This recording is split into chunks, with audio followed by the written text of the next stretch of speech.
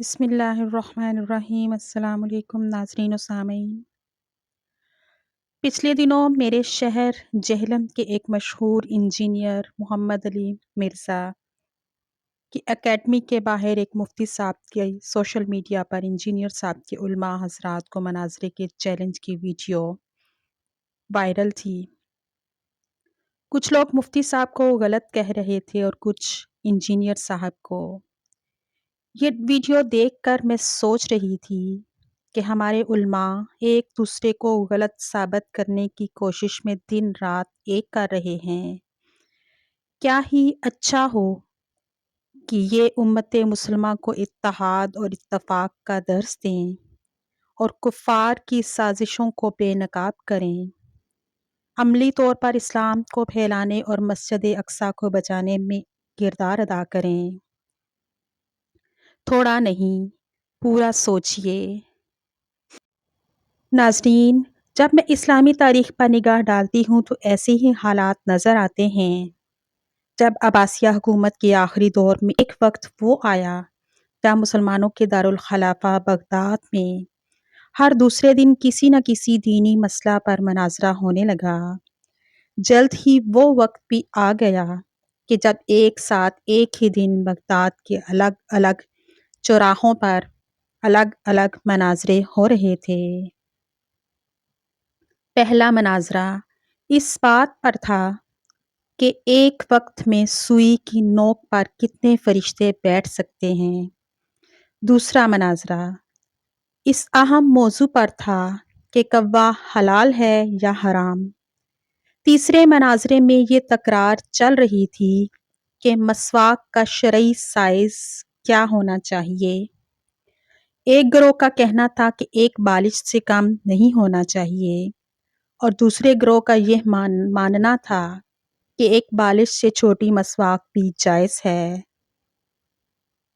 ابھی یہ مناظرے چل رہے تھے کہ ہلاکو خان کی قیادت میں تاتاری فوج بغداد کی گلیوں میں داخل ہو گئی اور سب کچھ تہس نہس کر گئی۔ مسواک کی حرمت بچانے والے لوگوں کی خود ہی بوٹی بوٹی ہو گئی۔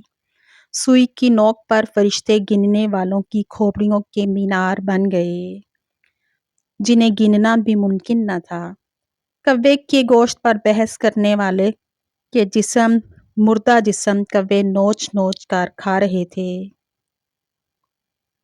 آج ہلاکو خان کو بغداد تباہ کیے سینکڑوں برس بیت گئے ہیں، مگر قسم لیجئے کہ جو مسلمانوں نے تاریخ سے رتی برابر بھی سبق لیا ہو، آج ہم مسلمان پھر ویسے ہی مناظرے سوشل میڈیا پر یا اپنی محفلوں، جلسوں اور مسجدوں کے منبر سے کر رہے ہیں کہ داڑھی کی لمبائی کتنی ہونی چاہیے، یا پھر پاجامہ کی لمبائی ٹخنوں سے اوپر ہونی چاہیے یا نیچے، یا کتنی اوپر شرعی اعتبار سے ہونی چاہیے۔ مردہ سن سکتا ہے یا مردہ نہیں سن سکتا؟ امام کے پیچھے سورہ فاتحہ پڑھنا جائز ہے کہ نہیں؟ قوالی اور مشاعرے کرنا ہمارے مذہبی فرائض میں شامل ہونے لگے۔ فرقے اور مسالک کے ہمارے جھنڈے بردار صرف اور صرف اپنے فرقوں کو جنت میں لے جانے کا دعویٰ کر رہے ہیں، اور دور حاضر کا ہلاکو خان ایک ایک کر کے مسلم ممالک کو نیست و نابود کرتا ہوا آگے بڑھ رہا ہے۔ افغانستان، لیبیا، عراق، شام کے بعد اور اب فلسطین کے بچوں کی کٹی پھٹی لاشیں، ان کی گنتی کرنے والا کوئی نہیں ہے۔ بے گناہوں کی کھوپڑیوں کے مینار پھر بنائے جا رہے ہیں۔ فلسطین اور کشمیر کی حالت زار ایسی ہے کہ ہزاروں قطار رو کر بھی دل ہلکا نہیں ہوتا۔ آدم علیہ السلام کی نسل کے نوجوانوں، بوڑھے اور بزرگوں کی لاشوں کو کوے نوچ نوچ کر کھا رہے ہیں، اور حوا کی بیٹیاں اپنی عصمت چھپانے امت کی چادر کا کونا تلاش کر رہی ہیں۔ جی ہاں، اور ہم خاموشی سے اپنی باری آنے کا انتظار کر رہے ہیں۔ اگر ہم انہی بے معنی باتوں میں الجھے رہیں تو دشمن نے یہ نہیں دیکھنا کہ کس کی داڑھی چھوٹی ہے یا کس کا پاجامہ ٹخنوں سے نیچے ہے۔ جنگ میں دشمن کی گولی شیعہ سنی دیوبندی اہل حدیث حیاتی مماتی کا فرق نہیں کرتی۔ خدا را سوچئے، اب بھی وقت ہے ایک ہونے کا، اتحاد اور اتفاق پیدا کرنے کے لیے اپنی رائے قربان کرنے کا۔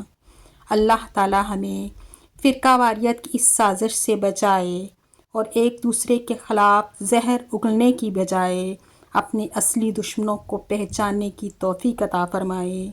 آمین یا رب العالمین۔ ویڈیو پسند آئے تو لائک کر دیجئے اور صدقہ جاریہ سمجھ کر زیادہ سے زیادہ شیئر کر دیجئے۔